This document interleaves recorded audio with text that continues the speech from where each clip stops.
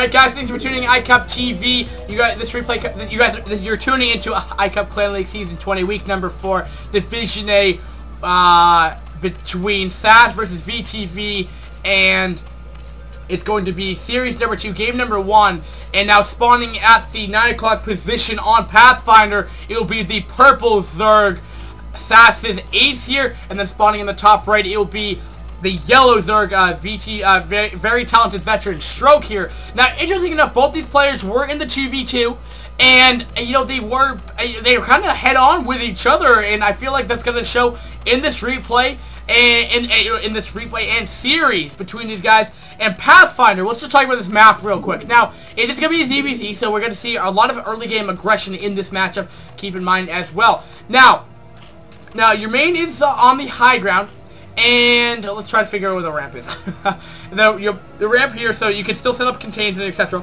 Of course, do not worry. Your natural is very open, very open. You do have these eggs to slowly make them a little bit smaller, and then you have like this weird third, like all the way on the open, but it's in the behind. And then it kind of has what match point has is like that natural right, like that third right next to your main base. Kind of has this, but very exploitable to Guardians and stuff right here. But there is 2 ways to get in and out from it, but maybe you could hold that off with Evo Chambers or what have you. If we do see it into a late game ZBZ, which would be very interesting. And then you have a third location over here, which would probably be the safest area to take, in my opinion. But we shall see. And then you have these little corridors over here, which is going to make Zergling battles pretty interesting because the map is very open, and it's going to be very interesting how ZBZ is going to actually play on this map. Now, for both players, it looks like we're going to be seeing 9 pool into 9 pool, 8 extractor. Standard stuff right here, either fast layer or we'll see. We'll see if they put a macro hatch in their base, if they're going to put down a macro hatch, or if they're just going to opt to go for the fastest spire possible. We'll see.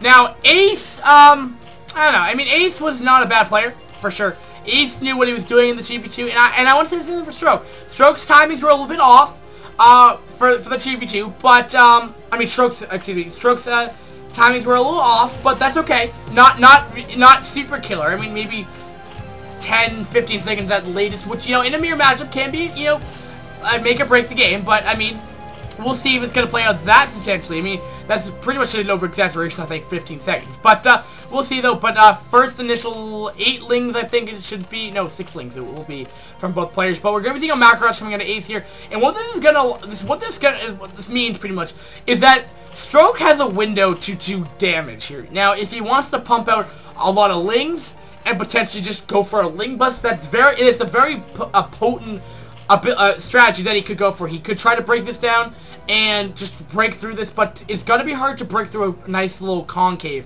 a nice little arc going through that. I mean, but it doesn't look like it at all. I mean, it looks like he's still gonna be droning up. Maybe I take that back. Maybe he's not. But we'll see. We'll see. It's gonna have to depend on what this larva is actually gonna be morphed into. But he will be sending over that overlord. We'll be seeing exactly what's gonna be going on right here. He does have an overlord over the base. So both players are doing what they're exactly supposed to be doing. Nice scouting by both players. But we're gonna be seeing a macro rush inside base this time, and gonna be putting down that spire right now. And this is pretty much just playing a little bit safer here. And this is actually a lot of how ZBZs end up going. One player will go for a macro hatch on the natural, and one player will put the macro hatch in the main base, which gives, you know, helps out wall off the mineral line much better, allows for more sunken placement inside the mineral line, being a little bit more defensive. This is a little bit more risky, but, and a little bit more greedy, but if you're able to hold it off, it actually pretty much makes you win the game here. That spire is about, about a third of the way done here, compared to, like, the 1/5 or 1/6 of the way done for, out of Ace's, spire. But we'll see how the Muto battle are going to be coming out and commencing right here. So, I mean, the advantage would have to go, the later this game goes on to, when this extractor is being saturated, is going to more favor Ace for sure right here. And, like I said, we're going to be having a window where Stroke's going to be okay.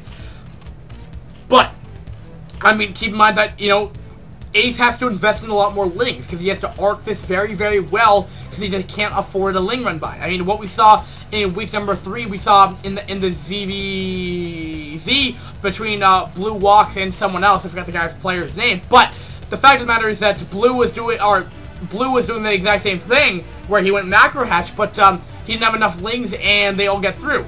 And you can't afford that to happen, or else you lose the game. So he needs to invest in that, which pretty much equals it out for the time being. So he's gonna have 5 Muta coming on the way out right here, compared to no Muta out right now. So these Muta are gonna be in the base by the time that his are starting to morph. So we'll see. We'll see. It's gonna be 5 Muta on 5 Muta with Scourge. So he knows that he's gonna be at a disadvantage right here. He's continuing to produce more. He's getting 2 of his own Scourge here. Is he gonna put down his own hatchery? Is he gonna be bringing over its links, or is he just gonna play more defensively? That's gonna be the deciding factor if he's gonna be going all in or not. And we're gonna have to see the Muta Micro coming out of Stroke right here. I didn't really pay attention much. Oh, but if he catches this, oh, this is gonna be really, really nice. So if he kills off this Overlord, that's gonna be huge. That means that Ace can no longer reinforce his Muta right here. But Scourge does connect, so from Ace right here, will there be enough right here? Scourge will try to connect onto Ace's Muta right here, but he will be supply blocked for the time being right here. Will be target flying, and he's not Scourge dodging. Why is he not? And I think Ace Ace is proving this to be very superior Muta Micro from that battle right here, and we just saw careless mistake coming on Stroke right there. We just saw, not being able to Scourge dodge very efficiently. And, ultimately may have just costed Stroke's game right there. Stroke had an opening, could have done a lot of damage, could have done so much damage. But, I mean, now we're just going to be seeing that the supply lead for Ace is going to be so much more superior. He has this extra gas operated. He can drone up if he'd like to. In a careful way. He has the ability to drone up here. And now we're going to be seeing Stroke on the defensive. Yet he doesn't have the ability to really play defensive because he's lost his Muta numbers. So, I mean, we're going to be seeing an advantage coming from Ace on both sides. Macro and supply. I mean, 41 supply to 33. So, 10 supply deficit this early on in ZBZ. That is absolutely devastating right there. And this is just not going to look too good. What Stroke should be doing, though, is exactly what he should be doing, but it's just going to be hard to claw his way out of here. He's getting up an Evo Chamber, and he's just going to have to invest in the static defenses, which he should be investing into other things. But here we go. Muta going to be in the middle line here. Will he have enough, though? He's trying to Scourge dodge with his ability, but he's not doing a very good job with it. Stroke's going to be going for it, but there's just too many Muta coming out of Ace here. We probably should be seeing a GG very, very shortly, as it's just not looking too good right here. And I'm not sure if he quite realizes, though, but I think Ace could just go for it with a Ling Bust and still break through it, in a way. And, because he just, Stroke doesn't have the best arc going right here. He's being totally preoccupied playing defensive here. He is fending off that attack for the time being, but, I mean, keep in mind, though, Ace still has his Mutaflock here, and this is not, he can't break through this. And, this push right here is looking so bad.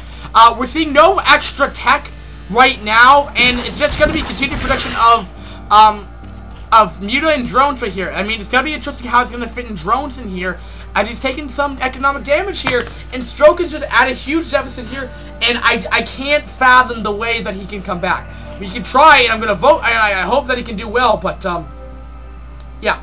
And he's also going to be seeing his Overlord in the top right-hand corner, which I've done, but in 2v2 sometimes, and 1v1, if they catch out, those Overlords in position right there, and you can't defend, you're really screwed. And here we go. Muta's going to be in the natural right here. And there's going to be more than enough Muta to take out that support colony there. But he's got so many Scourge. And because Stroke cannot Scourge dodge, he's taking all those Scourge hits right here. Links are complete out of exposed. Here come the Links to follow that up right there. Very, very well played. We're going to be seeing another macro hatch coming down for Ace right now. Just furthering his lead in this game. 24 supply to 46. Absolutely well played by Ace right here. And going to be going in for just so many Muta right here, and just not going to be able enough right here. Only has 1 spore. He should be able to more than clean it up, using the Scourge table to clean up the rest of the Muta Flock coming out of Stroke right here. And there goes down the spore colony. The whole middle line is completely exposed here. There's the GG right when the spore colony goes down by Stroke. And that was a very entertaining ZVZ. And oh my goodness, so that means, again, sas is looking absolutely unstoppable right now. Does take game 1 in this series. Now will Stroke be able to come back and take a game number 2 and make a game number 3 possible, or will Ace just shut down Stroke right in this series in 2-0? Guys, thanks for watching iCup TV. And quick note for the fifth step of the game here. The main issue is sas. I mean, Stroke just didn't have the Muta Micro to compensate for this early game aggression, which in a way I feel like he shouldn't go. He should play more defensively. His better option would probably go for the more greedy style, where he's playing a bit more defensive. That's probably the best strategy for Stroke in the scenario, because he just doesn't have the APM. He just doesn't have the ability to Scourge Dodge, and that's fine.